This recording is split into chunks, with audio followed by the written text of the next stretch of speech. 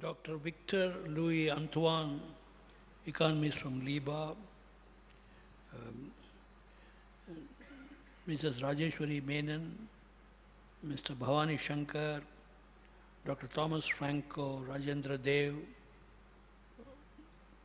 my dear friend Alfred Dev Prasad, Mr. Moses, who is the founder of this lovely institution, Dr. Anita Rampal, Mr. Sophia Vijay Rani, Principal, eminent guests, members of the faculty, and participants in this national seminar on challenges in school education. I am very grateful to the organizers for inviting me for this very timely, appropriate, and very appropriately and very auspiciously timed seminar. I am using the word auspicious because all signal seems to be go so far as this seminar is concerned. We have just had a regime change, a massive regime change, or some even calling it a tectonic shift in the major Indian political thinking from the left of the center to the right of the center. And it's not only that, if nobody could have escaped the 24/7 barrage of the news channels and the media and all the medias, and in a double sense, so it was said, this was a seminar, election dominated by scam. Scam in the normal sense we understand is there have been scandals all the time, scams all the time. But in this time, in this era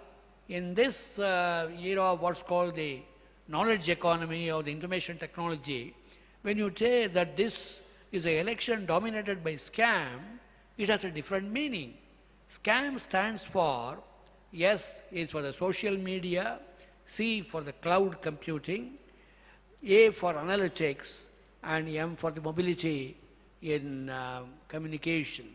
So we have just been through an unprecedented, massive, and very loud and boisterous election, and we have just seen a person about whom one of the eminent politicians who is always very articulate in English, typical of the Doon School and so on, the elite education, saying, how can a tea vendor become the Prime Minister of this country? And he forgot that this question has been long ago answered by a very old Tamil poet. I think, I thought it was in Purananuru, but I don't know, it may be Nanmani Kadige also, where the poet says, Kalli Vaitril Agil Pirakkum, from the sort of, what's the plant that grows in this thing from a very low level plant, you can get the gum benzoin or the agil. Kallina Tamil la theriyum ellarkum. Kalli chedi, I don't know what's the English immediate word I missed. Kalli vaitril agil pirakkum. Mon vaitril oldaridaram pirakkum. Mon is deer. And from the stomach of that deer comes kasturi. Kalli vaitril agil pirakkum, mon vaitril oldaridaram pirakkum. Perum kadalul palvilaya muttam pirakkum. From the foul smelling sea comes the pearl. Arivar yar nallol pirakkum kudi. You don't know from which family, from which level a great man will emerge. So, we have just proved in this democracy that a person whose father was so poor, or not so poor, probably he had only a contractor, railway tea stall, and the boy who could not go to beyond the 10th standard and who was working in the tea stall and selling tea, and also studied along with that, has emerged as the Prime Minister of this country, that too in a very hard-fought election. That too, if you look at his electoral strategy, he is the one person who was in tune with the latest generation. He is the person who, like a sponge, absorbs everything. There is a old Tamil proverb also which says, Kandadai Katravan, Panditan Avan.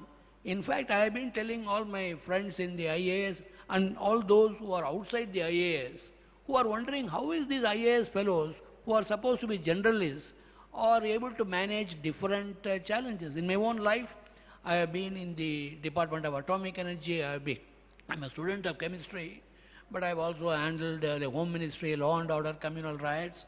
I've also handled, run a factory. And how is it possible for one person? And then I was also handling the issue of corruption. So how is it possible for one person to handle different things? The greatest strength of IAS is ignorance. But the greater strength of the danger to IAS is you are ignorant, but you are also given great responsibilities. Combination of ignorance and power is a deadly combination. People will think because you have got the power, you can do whatever you want. But at the same time, if you know you are ignorant, then you know you will have to learn from others. And that was what I was doing all the time. And if you closely watch how Narendra Modi has come to power, you will realize a person who realizes limitations and who is willing to learn from others. And look at the small, subtle changes he has made. He is not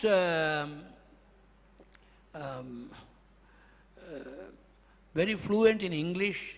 He can't be, as the other political leader pointed out, how can a fellow who is a tea vendor become the Prime Minister? Therefore, he has chosen to speak only Hindi. So whenever the foreign delegates come, foreign VIPs come, he speaks in English, Hindi, somebody translates. And they speaking in Hindi, I discovered all the Chinese, they have the advantage, and or the Japanese also. They will always speak in their language. And because they may know the English very well, but this waiting for the translation to go through gives them a lot of opportunity to plan their reply, weigh every word. So a person who has converted his weakness into a strength, by at the same time, look at the bonus. I am proud of my country, I am speaking in my language. In fact, I can go on further on this, but I have to say something relevant, and I also observe a time limit of 30 minutes within which I should do. But I began by saying that we are gathering today and looking at the issue of the challenges in school education under very auspicious circumstances, because there is an atmosphere of hope in this country. There is an atmosphere of hope because a person whom nobody thought can become the Prime Minister of the country has proved how systematically one can realize. We had from this very part of the Tamil Nadu, Mr. Kalam as the president a few years ago, and Kalam's greatest strength was, he said, low aim is a great crime. He said nothing is impossible. And the other thing Kalam brought was that God has blessed each one of us, every human being, with some talent or other. And we must be able to rise to our full human potential. So he talked about flying on your own wings, whatever, wings of fire and so on. So we begin with the message. The main challenge to school education is to, I think I can put it simply, create an permanent interest in learning all the time. So all of us, in a real sense, are perpetual students. So long as, and because I belong to a service like the IAS, where you are constantly asked to learn new things, and your ignorance is brought to your notice, and so long as you are careful, that to realize that merely because you are in a particular chair, the chair doesn't teach. Now, that brings me to the next point. I am starting with today's newspaper headlines, issues we are discussing, is about, today we discuss and talk about school education, a person who has only gone to the 10th standard, up to the 10th standard, has become the Prime Minister of the country, and he is not only, he didn't stop with the 10th standard, because I know this person personally for so many years, right from 1998 onwards. With that knowledge, I can tell you how he is constantly in a learning mode. He sleeps for 3.5 hours only a day, and this is not going to be an advertisement for the Prime Minister of the country, but we are using him as a case study, so to say, of how we can, each one of us can rise to our full potential. Kalam, when he became President of India, gave a demonstration to the whole country how inherent talent, and in his life he has recognized how his school teacher in the 5th standard kindled in him the interest in aeronautics, and that took him to become probably the person who can think of India conquering missile technology, and all totally homegrown. He went to MIT. It was not the Massachusetts Institute of Technology, but Madras Institute of Technology. But we have seen, because Kalam as a friend, I know, this is the basic thing. But then how do you further go from this? Another controversy right now in the news media is this Smriti Irani becoming the Minister for HRD. They are saying, what has she studied? She comes from a middle class family. She could not study beyond the 12th standard or so. Even that people are questioning, she has given some different, this thing, what is she did after 12th standard. But the great advantage is, but even though the leader himself may not be knowledgeable, she knows at least the basic requirement, how costly it is to get excellent education, what are the limitations, what are the difficulties. So she can see from the point of view of the student, not the problems of the middle class. And it is the middle class which has the aspirations. And therefore, at the policy level, at the political level today, we have got two people who are giving demonstration of starting from a very low base or a low level base, and by sheer personal effort rising. And that their success itself is a source of inspiration for all of us, particularly the youth in this country, that India has got tremendous potential. And the question then is, how do we go from here? Where do we, how do we adopt these new techniques? Now, in the last few years, there have been discussion about the amount of money that has been earmarked for education. This has been increased. There have been debates about whether it is a lack of money that is coming in the way, or it is the lack of proper teachers. So you find even right now, especially in the few years, that more than the adequacy of the budget or the funds, misuse of the funds. And even if you take education itself, there were reports that the Control Auditor General of India has come and unearthed some scam running into 450,000 crores or something like that of this money earmarked for the right to education and so on. So we do not know, but the point is obvious, that how do we create interest and the desire for perpetual learning in the minds of every person, so that every person can rise to his full potential. there are tests being held. So far as the budget issue, purely finance point of view of education is concerned, there are reports that in spite of the money being spent on education, especially in the last 5 years, 10 years, the learning has not taken place. There have been big frauds in education. Teachers do not come, or they come drunk to the class. And ultimately, when you test after all, proof of the pudding is in the eating. When you test them, then many of them fail even to do elementary. And there are various experts who can decide what has been the learning that has taken place. Now, whatever I have been following on this question of measuring, in fact, every country seems to have its own special form of problem in school education. In the United States, it is the teachers' union that is very strong, and many presidents have come to grief. They have not been able to take on the challenge of the teachers' unions. In history, of course, we find that where the ruler has been enlightened, they have been able to bring the better environment so that every person can become literate. And once as Thiruvalluvar said, Kannudayar enbor kattor, Bugathirandu Punudayar Kalladavar. So, for a human being to realize full potential, what is required is learning. It is not only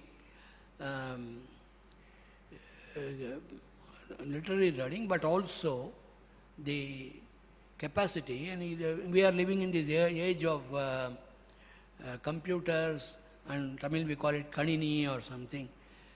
So, with the education, literacy alone, it is a starting point, but whether a person continues to learn or not depends on his own self. How to kindle that spark of capacity to learn. If you see, for example, people like Kalam or our Prime Minister today, you find they were self-motivated. How to create this self-motivation among the students? And I think the best teachers are not those who go on lecturing, but who by their very conduct, emerge as icons and role models. All of us in our schools had such teachers. And when I look back, probably I am the oldest in this group today, I can see, but then those days, they were able to be dedicated. Are there such dedicated teachers today? I am sure there still are, otherwise the institution will not run. Actually, when I came here, I realized some special aspects about this institution, this school. Normally, in our Hindu conceptions, Lakshmi and Saraswati do not stay together. But in this age of the knowledge economy, it is only Lakshmi who can be created by Saraswati, and by this, it is a sort of a virtuous cycle, one strengthening the other goes on. This happens in the knowledge economy. How many we have seen in the last 10 years or so, youngsters who have made so much, they have earned funds which their parents could not earn in their lifetime. Now this is all because of brain and the knowledge. It's not, and that is a different type of knowledge. It is a wealth creating knowledge. State Bank of India is Lakshmi, and this school is a combination of the Lakshmi laying a foundation for Saraswati to flourish. So this school combines both. It represents the ideal situation by which India can become a rich country, India can become a developed country, and this is our vision of the whatever we have been hearing in the media, that everything is possible. It is a positive, very positive message of giving the path. The Prime Minister is very fond of coining alliterations. Now he talks about, I think, skill, style and scale. Now skills, there is a separate huge corporation set up for skill development corporation. Skills imparting take place in the schools. That is definitely one challenge.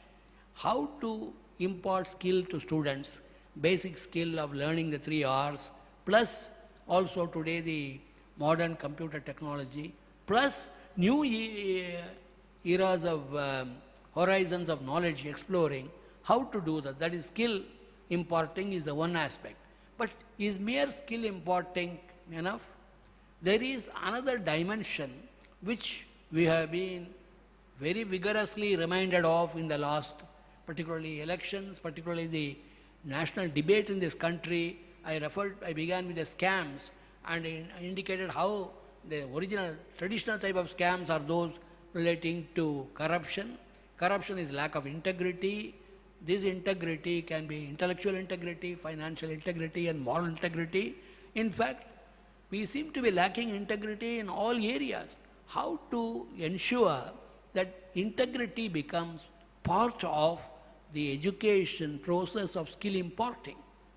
People like us who have come through Jesuit institutions were fortunate because the Jesuits has been historically the school teachers of the world.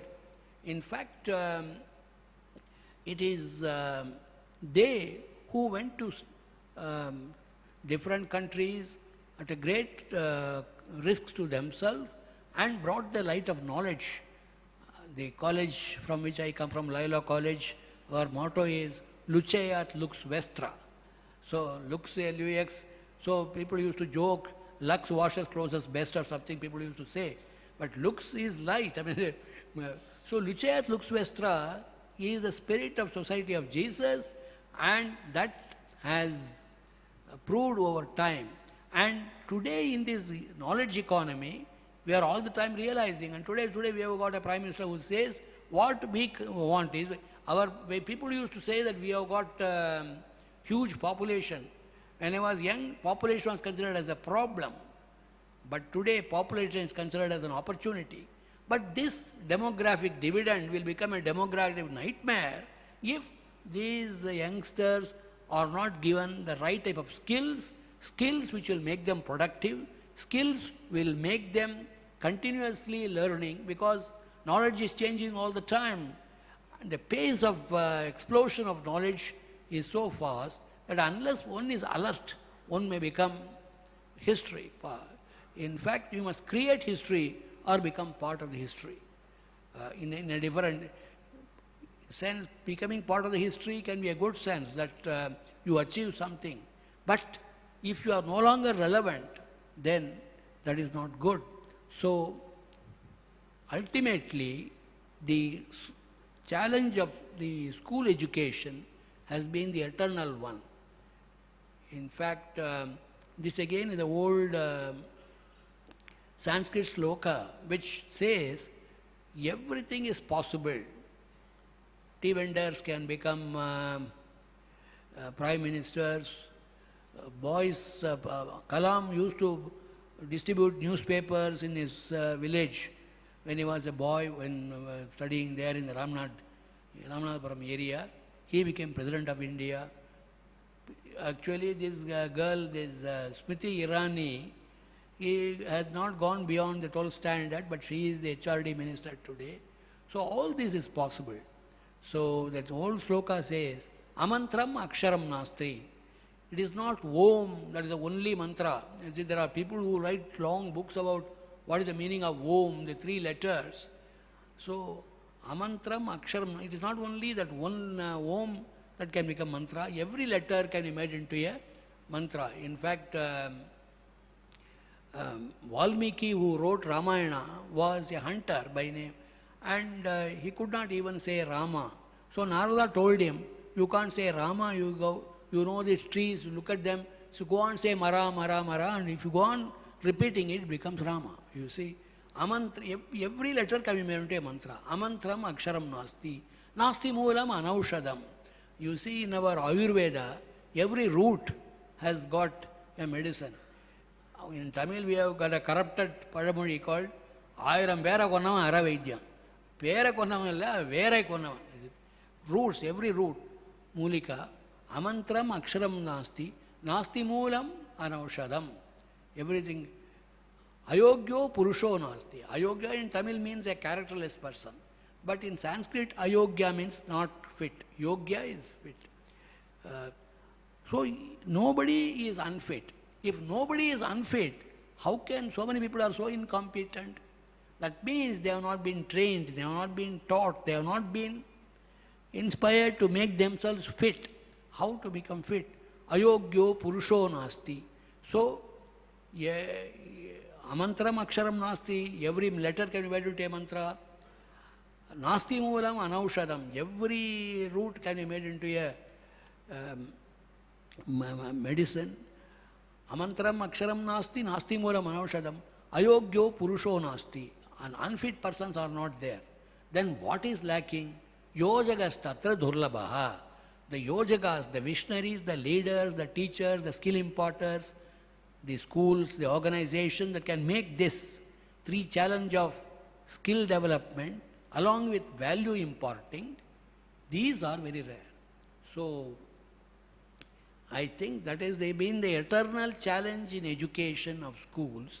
But why do we then meet annually and discuss this issue? Because techniques have to constantly change along with changes that are taking place. So, Padayana Kalidalam, Pudiyana Pudalam, Vaduvala, Kala Vagainale. So, how to make our techniques up to date, how to make them effective, and ultimately, the proof of the pudding is in the eating. Are we able to create the school? The challenge before the schools in our country today is, what are the new techniques we have adopted? I was very happy to hear one of the earlier speakers mention that this SBI, the school complex, has always been looking forward to innovations in education, innovation in technique, innovation in every aspect which you can do. So, that is the real challenge. How do we innovate? How do we ensure that India is able to build upon the hopes that are now being raised in the current regime of change of government and a change of direction? Will this all be remaining only mere words or will become a reality? That is a challenge before the schools today. Thank you.